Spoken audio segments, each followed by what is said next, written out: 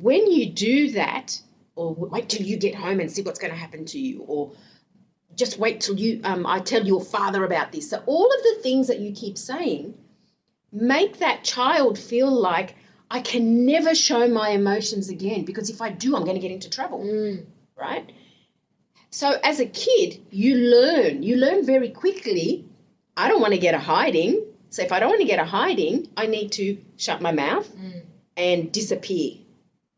Now, as we grow into adults, we take the same thing. We become the same person, just in bigger form. And we carry that with us. So for you, getting on your bike, you know, how long did you do that for? I mean, I think you did it when you had motorcycles as well, right? I did it for my whole adult life. I actually did that until I did Heal Your Life in 2022. Wow. I used to disappear. And you spoke about grief. I can remember in the year 1996, my first cousin was 21, and I got the phone call she'd passed on. It was such a shock to me. Even if I think about it now, I can get emotional. And as I got that phone call, and I really couldn't believe my ears, that my 21-year-old cousin is suddenly just gone.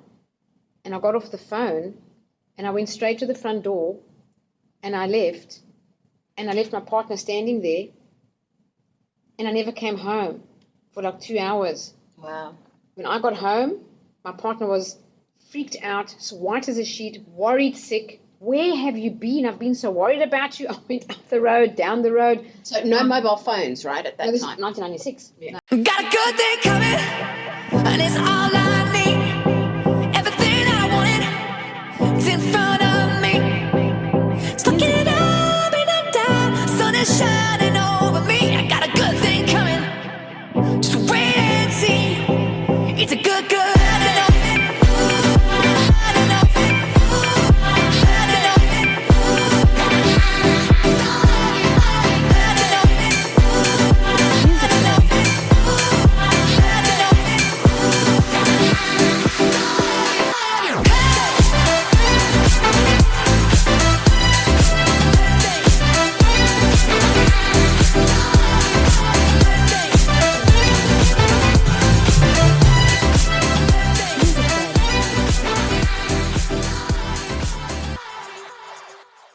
Welcome to the Coaching Corner with Janine and Nancy.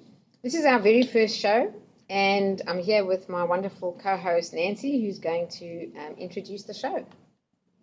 Hi everyone, and welcome back. If you have been with us before and followed us from 88.5, which is 2RRR in New South Wales, we had a great run. We did 6 years there. And now we've decided to step out into the world of video podcasting. So if you have joined us from 2RRR, thank you for staying with us on this journey. And if you are new to our channel, we welcome you. And we know that you're going to get a lot of value out of this channel. Both Janine and I are coaches, and we are also Love Yourself, Heal Your Life trainers. We teach the class. And we are coaches as well. I'm a clinical hypnotherapist. Janine is Australia and South Africa director and trainer for the Silver Method. And also she's a rapid results coach, also a coach. I did mention that, didn't I? Yes, you did. So, yeah, welcome. And today's topic is a topic that I guess nobody really wants to talk about, or we've seen it a lot on social media. We've seen it on YouTube. Today's topic is all about what is anger. And why are you angry? Yeah, and why are we angry? So, Jade, why are we angry? So we've just noticed, Nancy and I, a lot of anger around us. In fact, we were walking through Westfield Shopping Centre literally half an hour ago, and we saw a massive, very angry interaction between some girl who had been shopping in some store and 2 staff members from that store, and she actually threatened to physically hit them, to intimidate them. So we just really want to know, what is anger? Why are you angry? And how often do you feel the emotion of anger? And I know Nancy's got 4 children, and as a parent, it's not easy to parent 4 children, and children also growing up need to learn to manage their anger and emotions. So you've probably got very good experience every single day with all the people in your household. So I just want to say, if we had to call the show, why are you angry? also to know, I think to start off, we'll have to know what is anger. Yeah. So from me, we're going to just maybe each give a chance to share what we think. But I've got my first note here for myself, which is I believe anger is a defense mechanism. So when a person feels threatened or afraid, they get angry so they can defend themselves because it kind of intimidates the other person. What are your thoughts? Well, we did see that today, right? When we were at the shops. Boy, did we see. I was actually really quite gobsmacked that that lady was actually going to punch the sales attendant out. And that was the defense, Yes. coming through. I do agree with you. There's so many reasons. I think anger, if you open it up and you really start to go into it and pull all these things out, you'll find that anger is so many things. Absolutely. Like when you say, oh, she's angry because of X, Y, Z, there's a lot more going on down deep inside, because we can have long-standing anger, okay, and you can have, just someone who's always angry, and Yes. just for the sake of being angry. And I think for me, I've got a whole list of stuff. I know you do. So you said anger is defense mechanism, which is correct. I also feel that anger is a lack of communication. So when we don't communicate, and I have to say to you, when you do not open, and I say this quite often to my children, when you don't open your mouth and voice what you are feeling, you hold it inside. And then it brews. Yes. So you just think of a champagne bottle after time, and then you all of a sudden, out of nowhere, explode. So lack of communication for me is huge in that department. Can I just add to that? When you spoke in your example about it builds up like a champagne bottle. So one of the things I wrote here is when we don't give ourselves me time, we get angry. So I know that, you're a mother. I'm not a mother. Blessed or not blessed, I don't know which. I think everything's a blessing either way. So I know mothers always give. They're like very selfless. They're always giving to their family. They put their children first. They put the needs of the household first. And that's all right. But year after year after year, as it keeps prolonging and going on, a part of you saying, well, when's it my time? And if you never have the my time, there's a part of you that's kind of subtly, subconsciously keeping score. And that score becomes so zero for me, even minus, and for everyone else, that gives you a sense of injustice. I've got injustice as one, because injustice can be many things. But this thing about me time, don't you agree with, if you don't have enough me time, don't you find yourself more angry at home? Yeah, 100%. And I think I can speak for a majority of mothers out there that they suffer from the same thing. We generally have this, we naturally inborn as mums to give, okay? This is our nurturing quality. It's probably the only thing I would say that, one of the only things that stands out differently from a father. So you constantly give. It's your, innate ability. You just want to. It's instinct. Yeah. So I find when we give, and we don't give time to ourselves, you can build up resentment as well. And that's one of my ones that I've got on my list, which is very similar to what you were saying. You do feel like you don't have time for yourself. And when is it my time? Yeah. And by that time, you're angry. You do have resentment. And I'm going to talk about something really interesting is when that builds up in your body, you start to have medical conditions as a result of it. Now, Janine and I, in Louise Hay's work that we do, the mind-body connection is really important. We can relate with that because I had hypothyroidism for a very long time. And the words I'd often say is, when is it my time? Yeah, what's interesting is if you look at Louise Hay's book, she's got a body dictionary in You Can Heal Your Life, and under the thyroid, it says the actual thought form or the thought in your head or the just the attitude or the feeling you have all the time is exactly what you said. When's it my time? Now, you said resentment, and we're talking about anger. They often say that resentment is prolonged anger. Not that we get angry from resentment. It could be both ways. You can have resentment and then it shows it as anger, or we can have prolonged anger that shows it as resentment. So I don't really know which one comes first, but resentment definitely held in the body, not processed, leads to Anger. health conditions. Yeah. I've got here a note that this is for me, that I feel angry when I feel disempowered. So when I don't have any power, and I think even in the examples that you gave, when people don't listen, you don't feel like you have power. Or when you see injustice and you can't do anything about it, I get really angry, for example, with animal cruelty. That's like one of my real soft spots. I don't know if it makes me cry or makes me want to punch someone, but anger is definitely up there.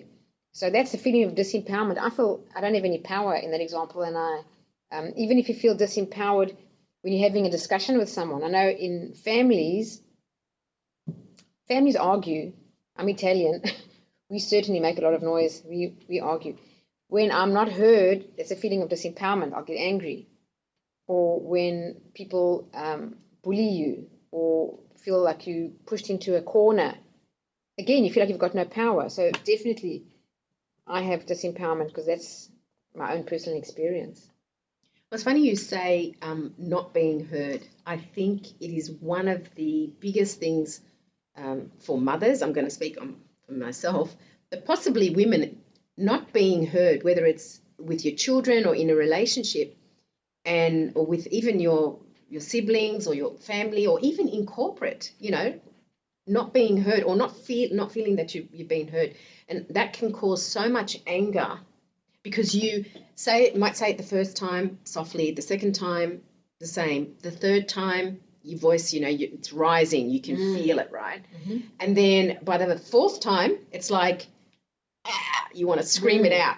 So nobody really thinks about those first 3 times I was nice and soft and I was calm. They generally go for, oh, she's yelling now, okay? But they haven't seen the lead up to it. And I think what happens there is, as children, you as a child, you weren't taught to regulate your emotions. You weren't taught that showing your emotions is safe. Yes.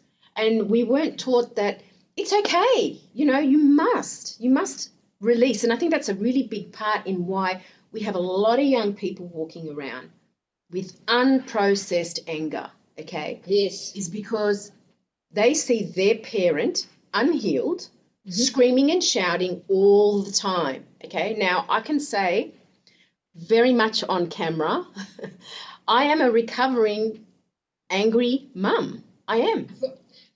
I thought you were going to say I'm a recovering angerholic. Well, yes, we can say that. People are recovering with some holic, Yeah.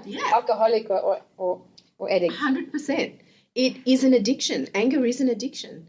And oh, absolutely. Until you process, until you understand that you need to regulate your own emotions and work through your own hurt, and that's the most, I think the key here, is healing your own hurt and pain so you're not bleeding on your children, then you can come at a different angle.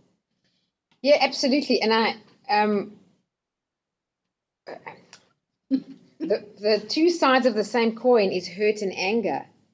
So when we hurt, men often access, we do this in Heal Your Life workshops, we tell the men that men access anger much easily and women access crying, so sadness. But anger and sadness are two sides of the same coin. So people who are angry are actually hurt. If we can actually get that, we might have more compassion. Because when you see a very angry person, you just want to get angry back at them and have this, who's more powerful, who's the loudest, who can shout the most. The person deep down is actually hurt. And when you were saying, you said no one hears you and you get louder and louder till eventually you're screaming. Yeah.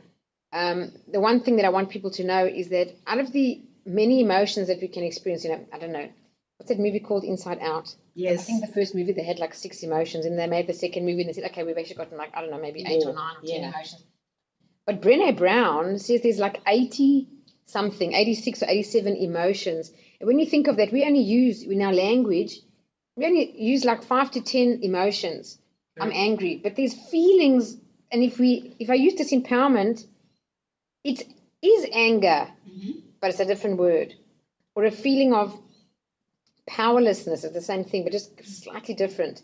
Powerlessness, when you've got no power. And I think that's when you unheard, you have a survival instinct kicks in, and that's where you start screaming.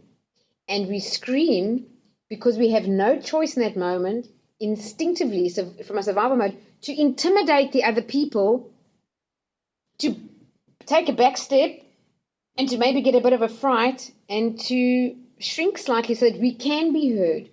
And we don't realize it at the time. What we really need to do is maybe work out, why do we feel unheard? And if you feel unheard your whole life, I know I can speak from my own experience, you are an angry person. When we feel that we're not heard, we tend to have no option but to be louder and louder and louder so that we can feel heard. So the point is that when we are hurt, I made a note of when we are hurt, but the sadness thing, we need to really, you were going to talk, Nancy, about processing. So you said, if you were a mother and you got more and more angry, or you're a recovering angry person, the question I have is, now that we've identified several reasons why we are angry, I just want to also say this. There's more than 7. There's lots of reasons. Well, maybe fear. So I think definitely anger comes from fear. It's fear. I can't protect myself, so I get angry. I can't protect I can't defend myself, so I get angry, because then I'm more scary, then I'm more visible, and I'm more heard. So it's also definitely fear. And all the other things are actually also fear as well. I think also there's grief. I think as a person, sometimes when anger knocks on the door, you are either grieving something, or you're grieving a relationship, or you're grieving a loss of a job. There's a loss somewhere. And I think we don't sit down and process it. Many of us in today's day and age, we're actually told to just move on, even as young kids. Don't worry about it. Let's move on. Grow up, or, all these sort of things that we can say to young kids, and not asking them to process their feelings. Again, I think I've written down here, it's unprocessed emotion. When we're not taught to process the emotion, we just sit there and we just let it fester and fester. Then another thing happens and we get angry, but we just swallow it and keep it going down. I know a lot of kids that don't open up. They don't know how to cry, as kids. I don't know, what were you like as a kid? I think it's actually terrible that I've heard children say they can't talk, they're very angry, they go sit in a corner, you can see that they're all pent up, and you want to talk to them, and they don't want to say anything. No, I don't want to talk about it. And you push and you dig and you ask and you draw out, why don't you want to talk about it? And they often say, because you just get on with it. So I said, where did you learn that? And I don't know where they learn it, but to me it sounds like it's a pandemic. They learn it from each other, they learn it at school, I don't know where they learn it from, but they don't feel okay to express it. So as a child, I just want to share this because it might be helpful for people. I'm Italian, okay? And when Italian people are upset about anything, you can hear them. And if they're very upset, you can hear them across the road, okay? And if they really, something went real bad, you can probably hear them down the road. I remember our neighbor the one time we were watching the World Cup soccer, and he came over that afternoon and he said, is everything okay? And I said, why? He says, there was so much screaming going on in your house. I just wondered if you're having a huge fight. I said, no, it was the World Cup soccer and Italy won. And my dad was like, yes, okay. I was screaming. And he came from a very conservative kind of house. They weren't Italian. So just myself as a child, I remember I used to get so angry and had no idea how to channel that energy, because anger's a high, high energy emotion. And one day I was chasing my brother with a hockey stick. Doesn't sound very safe, and it wasn't, trust me. Luckily, I never got hold of him. And as he ran into his bedroom door, he closed the door and he locked the door. And I came with a hockey stick behind it, and I was so frustrated. I was so frustrated and angry that I hit the door out of fury 2 or 3 times. And unfortunately, I made a couple of dents in them. My father came home, and he was very unimpressed with me, and I got a big in trouble talk from my parents. And I was told, you can never, ever do that ever again. You will not hit anything. You will not throw anything. You will not have any physical demonstration of your anger. You need to control your anger. So as a child, I didn't understand what control your anger meant. So the next time my brother did something silly and I got very frustrated, I knew I couldn't hit or punch or damage anything. So I took a piece of paper and I wrote, and I'm only 12 years old or something, and I wrote terrible words. They were all 4-letter words and they were terrible, and I had a whole list of them. And I described those 4-letter words as adjectives, as nouns, as verbs, as Very creative. as the subject, as the object. Everything was these words. And I slid it under his door, and I kind of felt a little bit of a sense of relief for my anger. So what did he do when my parents came home? He showed them the letter. Oh my goodness, I was in trouble all over again. So now I was told, you can never do that. Who taught you these words? They're terrible. Your mouth is foul. Whatever. You must never use language like that. So here I am as a child. I don't know how to deal with my anger. I can't express it physically. I can't express it verbally, even though it was in writing.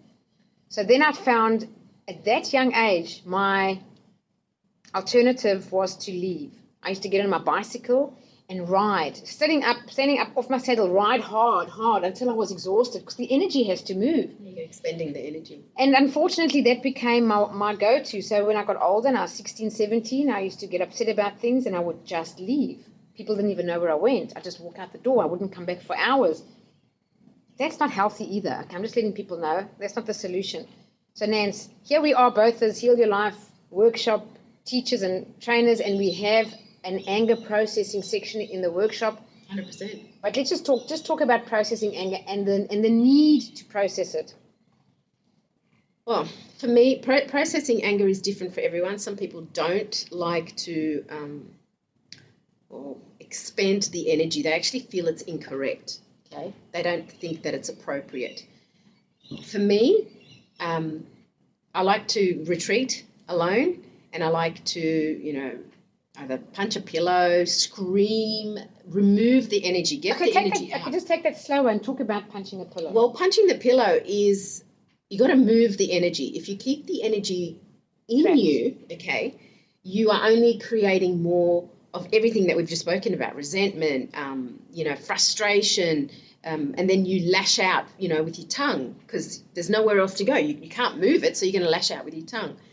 And, of course, once you say something, it's very hard to take it back. So punching the pillow is just pushing the energy out. And I'm not in a normal circumstance, I don't punch anyone, okay? I've never punched anyone in my life. But as a process. It's a process to remove the energy and get it all out, because by the time I'm finished, I feel quite good, What's the feeling? Relief. Yeah, that's good. The feeling is I've gotten it all out. I have like a lightness about me. The only way I could really explain it is that you feel like, I feel heavy when I'm angry, right? I feel very bogged down. I feel very much in a very low vibration.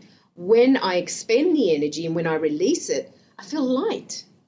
I feel like I've popped open that champagne bottle and it's all come out, instead of me sitting there holding it, swallowing it. And I've done that for ages. Now, I told you I'm a recovering, what do we call it? Angerholic. And my go-to was always to get angry, because I held on to so much resentment for a very long time. I was resentful because I didn't have anything for myself. I was always giving. I'm a giver. Naturally I give, which is fine, but every giver needs to fill their cup to give. My cup was on empty all the time. So resentment for me is one of the huge things when you say, what is anger? Resentment, because it's always like everybody else gets what they want, but I don't. Yeah. And as a child, we learn how to process anger by how our parents did, right? Sometimes. Okay, so in your home environment, how was anger processed? How did your parents deal with it? If you felt like it's not okay. Yeah, like look, I'm not going to say if you say it. If anyone says this to their children, if you carry on this way, I'm going to leave you here and I'm going. Okay, like say you're at a park or at a public place, the child automatically thinks, I'm not safe. So in order to be safe, I need to behave a certain way. Okay, and not show my emotion. Or not muck up or any of that sort of stuff. Or if someone's having a tantrum in the shopping centre, how many times do people onlook and say, oh God, what kind of a mother is she, kind of thing? No, the child needs, that's a way of getting attention. Now, if you're sitting there reprimanding the child, it's probably the worst thing you can do, by the way, as a parent, is sit there and hammer into your child in the shopping centre or in a park. When you do that, or wait till you get home and see what's going to happen to you, or just wait till I tell your father about this. So all of the things that you keep saying make that child feel like, I can never show my emotions again, because if I do, I'm going to get into trouble, right? So as a kid, you learn very quickly, I don't want to get a hiding. So if I don't want to get a hiding, I need to shut my mouth and disappear. Now, as we grow into adults, we take the same thing. We become the same person, just in bigger form. And we carry that with us. So for you, getting on your bike, how long did you do that for? I think you did it when you had motorcycles as well, right? I did it for my whole adult life. I actually did that until I did Heal Your Life in 2022. Wow. I used to disappear. And you spoke about grief. I can remember in the year 1996, my first cousin was 21, and I got the phone call she'd passed on. It was such a shock to me. Even if I think about it now, I can get emotional. And as I got that phone call, and I really couldn't believe my ears, that my 21-year-old cousin is suddenly just gone. And I got off the phone, and I went straight to the front door, and I left. And I left my partner standing there, and I never came home for like 2 hours. Wow. When I got home, my partner was freaked out, so white as a sheet, worried, sick. Where have you been? I've been so worried about you. I went up the road, down the road. So no mobile phones, right, at that This time? is 1996. Yeah. No. Yeah. So I never coped well all those years. I wanted to say something about what you were saying. Oh, about yes. So when you were saying children, and they're threatened all the time, they think, well, it's not safe for me to express my anger, so they don't know how to process it and express it in a healthy way. By the same token, a different kind of family that's really just punching each other and breaking walls and... Okay, that's very drastic. No. Yeah. But we have in our Heal Your Life workshops, we have half the room not allowed to show anger, and the other half, it was violent. There was some violent parent, but they always said they were the only ones allowed to be violent. Correct. So what happens with an individual like that, especially, I think, I don't want to generalize, and maybe I shouldn't generalize, but I'm just thinking boys and girls, many of them mentioned it's their father who was the only one allowed, and then the boys tend to contain themselves as they're growing up in the home, but the minute they leave, they become exactly like their father, and they feel it's okay to punch someone, to punch a wall. So we do model the behavior. So I want to go back to what you were saying, Nance, when you said one of the ways to process it is to move the body and express the anger. So you can do other things. Yeah, punch a pillow and get that relief. You can do exercise, go to the gym, get that relief. But also you can scream. Tell them. Yeah, quite often I'll drive to a secluded place. I'll turn off my ignition, of course, roll up the windows and hold the steering wheel and just scream, And it's not mad. No, I feel like there are some cases that you just need to let off steam, as they say, I need to let off some steam. Yeah. Some people go to the gym, they punch a punching bag. Well, they just exercise until they sweat. Yeah, or run, Run is a good thing, yeah. So just everything's different for everybody. But I just find you need to be alone. You cannot punch a pillow or a scream or anything if you're with other people. No. You need to be alone. You need to be in your own space so you can actually, I don't know, we call it go hell for leather. That kind of thing. So you just give it all. You're not holding back, okay? Because when you're holding back, you're not really safe. You don't feel safe to give it all. So I find that works really well. I want to go back and just talk quickly about today, how we are as society. Yeah, as a society. So I feel, me personally, I know, Janine said I've got 4 kids, that children are more angry now than they've ever been. Yeah. And I see it not only just with my children, I see it as just looking around with other kids. I'm very aware of what's going on. And I feel there's a few things to blame. So number one, I'm going to say it's social media, okay? We have this indication. Social media is like a lookbook. In our day, we had magazines, and boy, they weren't photoshopped, and they weren't teaching our kids, to have Botox and lipo and Ozempic and all that kind of stuff, right? So I feel like social media's got a massive part to play. Number two is gaming. Now, you don't have to talk. I just want to say something. Gaming has been, we had a student who was in the Navy, and he said that a lot of the gaming games are created by the military, and it actually conditions the children to be violent, cruel, and have no empathy and be able to just, so yeah.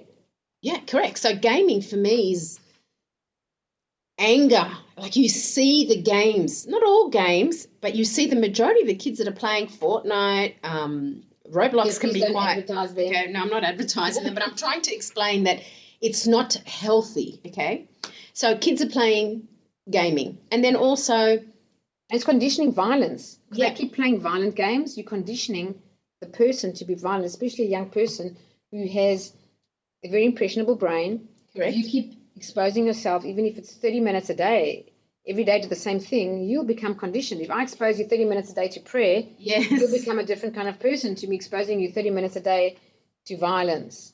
correct. And I feel like it's not. They're in that alternate world. Okay, it's definitely not where we are now. We're heading towards AI. Don't even get me going on that because that's a whole nother show. AI really is the world that most people want to live in. I mean, I've read some stories recently about how men are marrying their AI so-called partner, like the one they've created on a computer. Okay, I think that's mad.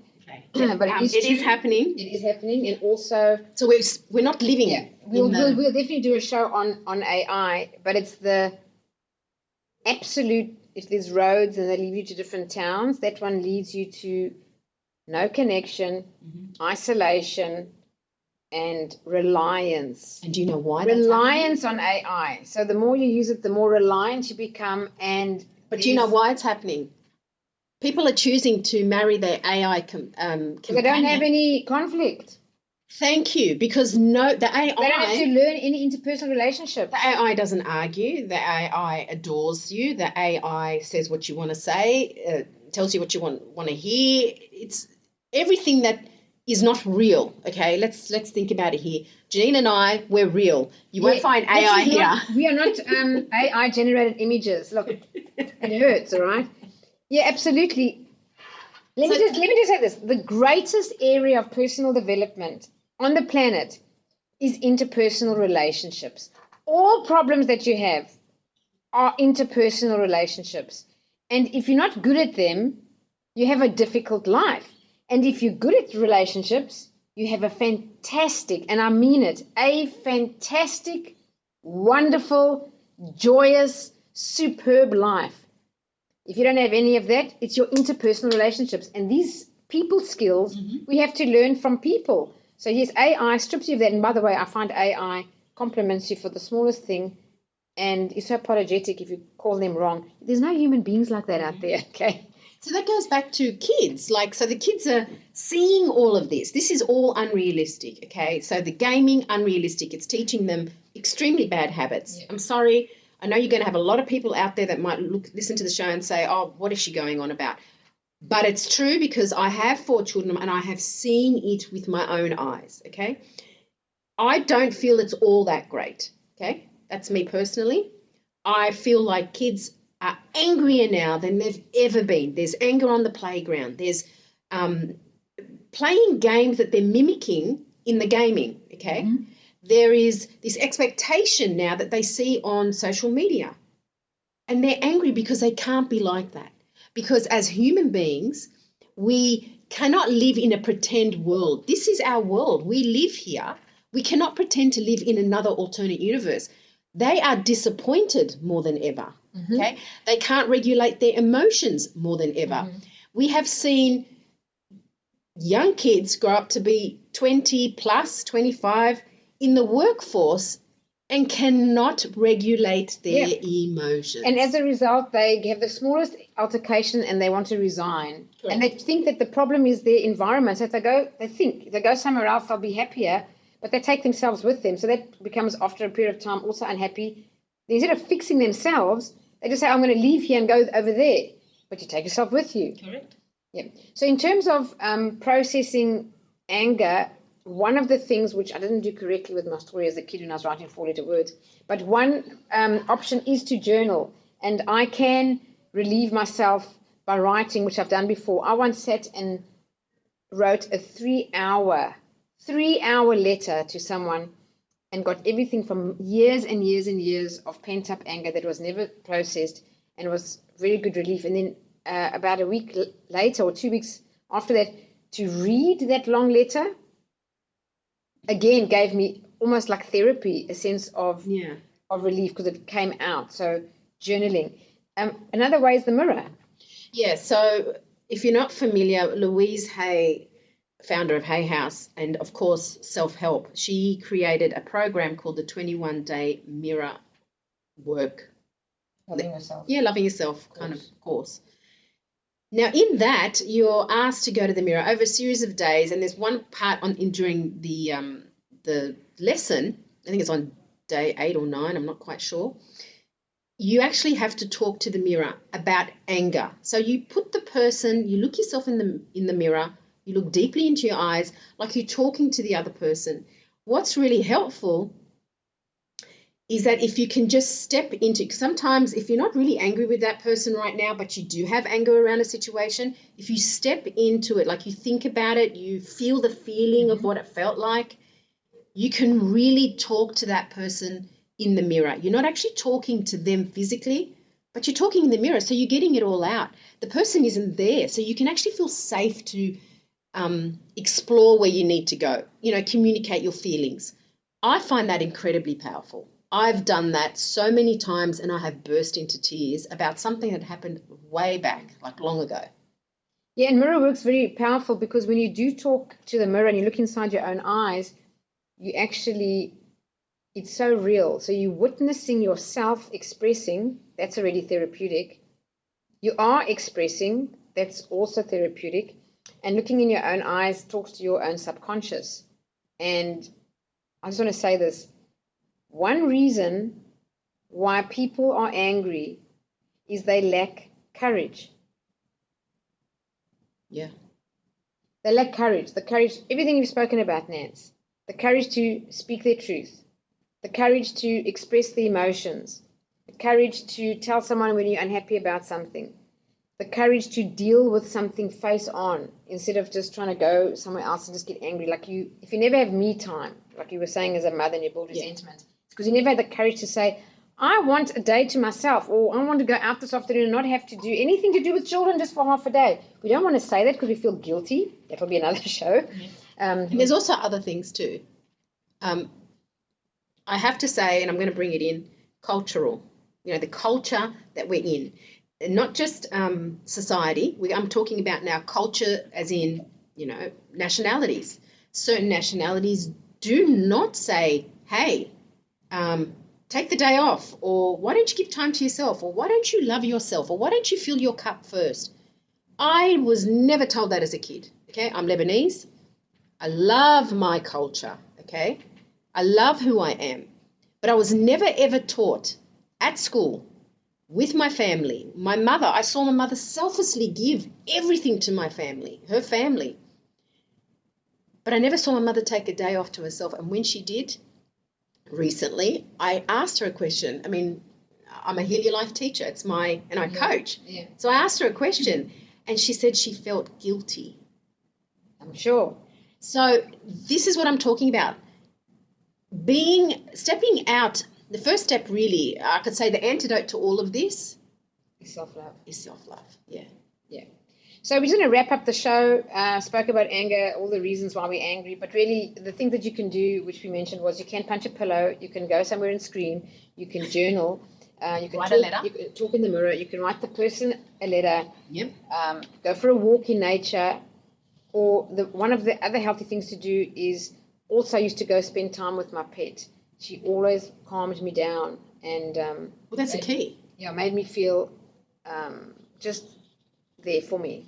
So those are just some of them. If you just want to share anything else. I think the key, like you said, is to calm and control your emotions where you get to a point where you feel like it's okay for me to express, but without the rage, that's the Yes. word, behind it, because we have this massive rage when we're really angry. So communication is really vital. I mean, we do not have time, but if you want to look it up, the language is so important, how you're feeling and how a person makes you feel. Now, we can say a person can't make you feel anything that you don't want to feel, but we're human beings. We're navigating through life. We do often say, I feel this way because of someone's actions or behaviors. And another thing I want to say is, please, please, please understand, you, whether you're a parent, whether you're a young kid, a teenager, an adult, male, female, when you are hurting, you will hurt others around you. You will bleed on them. That's why you must process it. And you must attend, I don't care where you attended, wherever you are in the world, a Love Yourself, Heal Your Life 2-day workshop. I cannot stress it enough. I came to teach it because of what it did for me. I attended the workshop and I loved it, and I went back for more, and I teach it because of what it does. It's incredibly powerful. It is life-changing, and I don't say that lightly. It is absolutely life-changing in every area of your life. If you have children, or if you're thinking about having children, please go ahead and heal your own wounds so your children do not have to carry that, because they will. You know, they will, it'll be passed down to them. It's only natural and inborn, because you are going to bleed on your kids because of what you picked up as a child. So that's it from me. I think I've said enough. All right, so thank you for listening to us here on the Coaching Corner. And if you want to make notes, we want to write this one thing down, and it's from Louise Hay, and it says this: it is okay to feel, express, and release your feelings. 100%. So from me, have a wonderful week ahead, and God bless. And bye-bye from me, and we'll see you next time on the Coaching Corner. Got a good thing coming, and it's all I